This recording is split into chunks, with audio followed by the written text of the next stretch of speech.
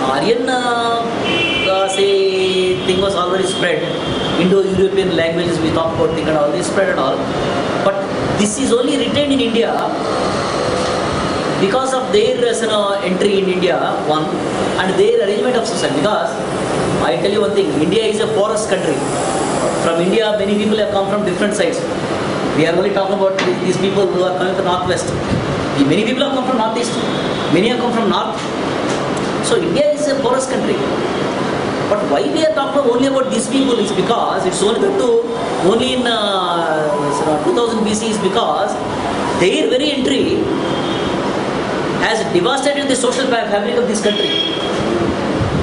And since then, that order has been being kept intact.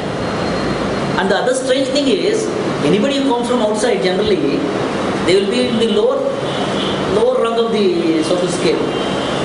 I cannot become and then claim a first citizen in Chennai.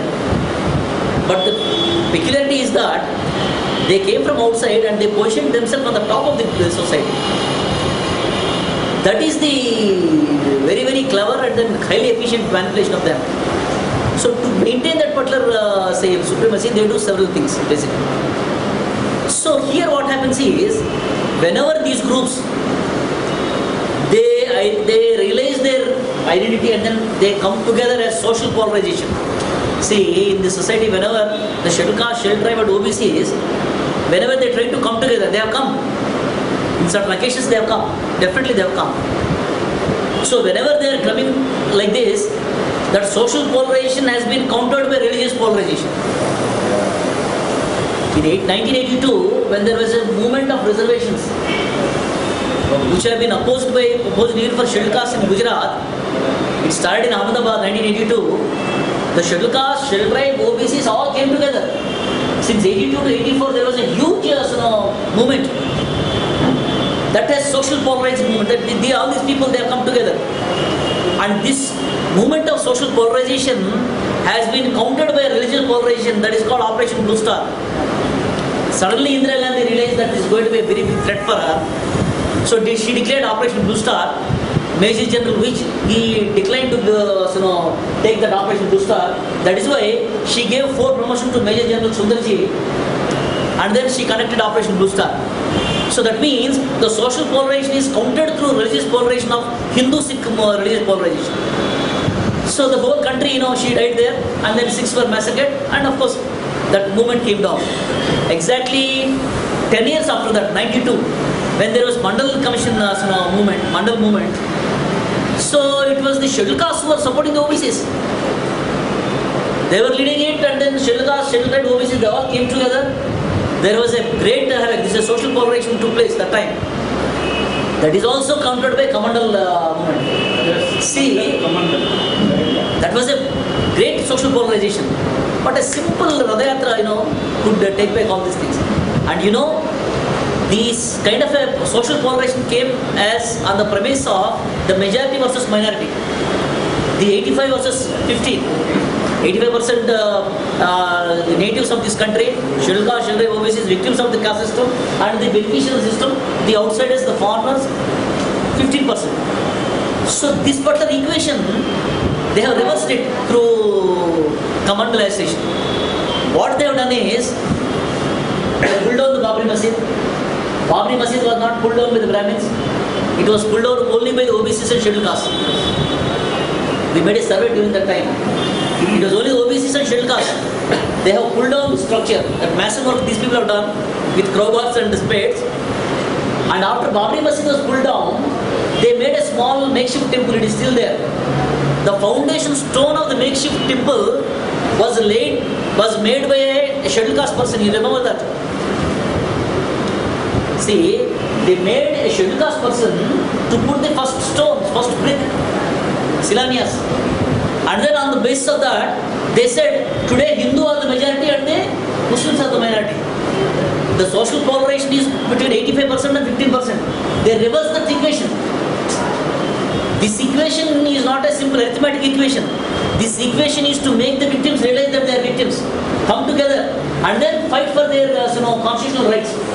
But that equation has been reversed through a religious polarization. 85% Hindus versus 15% Muslims. And this again now is being reversed by Mool Nivasi. That's what BAMSF has been doing.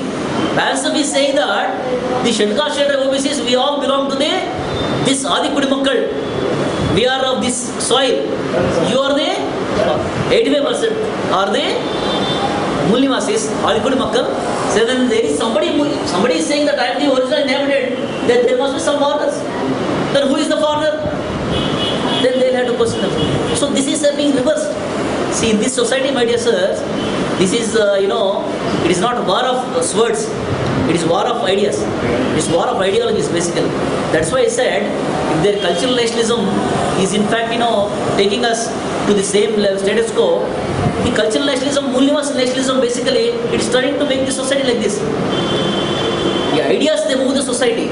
That is how the movements are built up. So we have to lead a movement where we disown our identities and then say that we are the then no read them back. But as long as you say you are my master, their strategy is, generally people say that divided rule is the strategy. But their strategy is they divide us in the name of caste and then they rule us. I'll be here or somewhere here and they'll be here. They divide and rule. They unite us in the name of Hindu. If a united Hindu community, who will be the ruler? Who will decide? They will decide. They will enter the Sanctum Sanctorium. They will decide. See, after